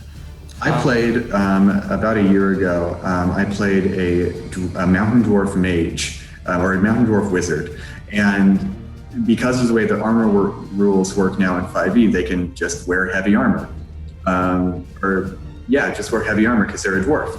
And so it's like a mix between fighter and wizard, but you don't have to take the fighter class at all. Right, yeah. Neo says, perhaps a more specific question. A friend who wants to DM and I want to go Warlock, but I thought going Monk first for the Shadow Path. Thoughts? Sure. I mean, I'm not really the one to ask for like perfect builds and stuff like that. Go with what you think is cool is my advice. So if you want to do a Monk and you think the Shadow Path stuff and then Warlock stuff will be cool, then definitely maybe you could work in a way of your DM will say, I want to take a level in Warlock later, but I need a pact. Can we work in some kind of like story angle where, I can become a Warlock? That could be cool. Yeah, that's a good idea, Will. I think if you're coming at it from a mechanical perspective, like what is the most powerful, if I want to be a good Warlock, should I take that Shadow Pact? Yeah. I think it almost doesn't matter. I think if you want melee, if you want to be a Warlock that's up in people's faces, then Monk it's a good choice. It'll get you that staying power. I think it will be a fun archetype. Yeah. But I think 5e really is just balanced well enough that you don't have to worry about being stronger or weaker because of your multiclassing. I think you're A-okay. Yeah. I mean, if you've played a lot of it and then you're like, I've played all these classes, but maybe I want to do something different, then yeah, multiclassing is fine. What's up, Grax? How's it going, dude? Any more questions from you guys and James? I appreciate he's a busy man. We don't want to hold on to him for too long. So if you have any more questions, file them away at us, and we'll do our best to get to them. I'm gonna stay for another hour afterwards, so don't worry. I'll do my best to hang out with you guys and answer some more questions and more thoughts, feelings, emotions. Whilst you guys still have them, it's okay, Grax. So we'll forgive you this one time. If you are late, by the way, in general, and you want to catch any of our videos, all of them are uploaded to YouTube the next day. You can watch this interview, kind of Q&A section again tomorrow. Longest campaign you've ever run or played in? 2 and a bit years, but I think mine's kind of finished, unfortunately, due to real people problems. Longest one that I've ever played in is one I'm running right now. and I'm DMing it. It started in June of 2015. We played in person for a couple months, and all players are in different parts of the world right now. I'm in California, but the game started in Seattle, so people are all over the place. And we've kept it going over Skype. We tried Fantasy Grounds for a while, decided that it would be easier just to do it over Skype and not worry about visuals very much at all. That's interesting, yeah. If it ends after 2 years, I think it'll have run a good course. If it ends by next summer, I think it'll have done very well. That's good. Yeah. I've never ever DM'd or played a character from level 1 to 20. That is a lofty goal. Yeah, I've never done that, nor probably will I. In all honesty. My current campaign started at 3rd level, and it's been going for basically a year and a half now, and they just hit level 10. So yeah. It's a serious commitment. I do. Yeah, I have a similar thing in that when I'm playing the long campaign, which I play at home with real folks, we take things much slower. We spent like 6 hours having a conversation about the kind of steps that they were going to take in a campaign, all in character, and having a big discussion. So it takes so much longer sometimes than these kind of like, we kind of do blitz campaigns here on Encounter Roleplay, so we kind of have them moving and changing so you guys aren't kind of bored, Oh, episode 500's here, Will, great, Oh, I have to take this Beast Runner question before we go. Where do you see the industry in 10 years' time? Ooh, that's a great question. Will it still be paper? If it's not still paper, I'll be sad. D&D needs books. It needs that tactile medium. Which is not to say that people aren't a little bit unhappy with Wizards only putting out books. I think people are very right in saying that there should be. I would totally agree with that. I absolutely agree with that, and I don't think that Fantasy Grounds and Roll20 partnerships are an alternative. I think for people to use in their normal games is very important. But as long as D&D is so based around having people in the same room, like I've been playing my game over Skype for months now, and it's just not the same. I love being able to interact personally with people. I hear you, yeah. I agree. We're in 10 years' time. I mean, like I say, I have this kind of weird sphere of Twitch. So, on my end of things, if I'm doing this in 10 years' time, VR will be a thing. Virtual reality will be a big thing for Dungeons and Dragons. I guarantee it. I think already exists a little bit. Yeah, it already is existing, and the rate which technology goes, like 10 years, is like, whoa, future, big future kind of looking, I guess. There will be millions of dollars invested into Dungeons and Dragons as a spectator sport because it's been so successful. Things like Critical Role are just the beginning. It's actually not a huge production. Like Critical Role, if you think about it, when looking at shows like esports that we see on Twitch and YouTube gaming and stuff like that, like millions and millions of dollars, it's on live TV, so think about where it could be in 10 years time. Maybe we'll look at a similar thing for Dungeons and Dragons. It's not a guarantee, obviously. Will there still be books?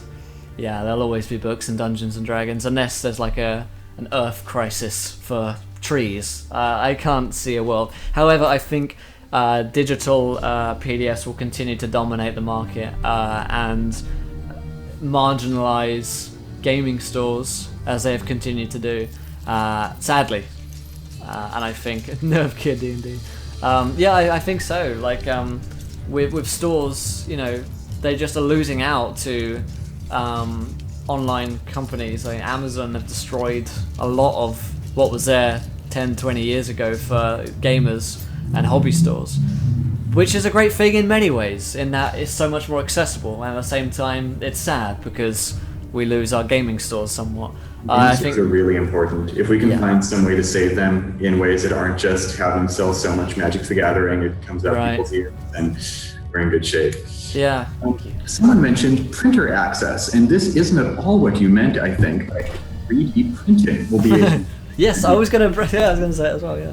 Yeah, once that It's already happening. People are creating miniatures through 3D printing. I love Hero Forge, which is a company that lets you 3D print your characters as models. And even like homebrew 3D printers. There are people on Reddit who will post their scans that you can 3D print yourself, and it's awesome. Speaking of which, welcome future roleplay to the adventure. You're a gentleman and a scholar. Thank you for joining us. I think, actually, I saw the other day on drive-thru, I think this morning actually, on RPG Now, there was a guy who was selling 3D models, like the prints for them, and if you had a 3D printer, you can just put them in and whoop, you have miniatures.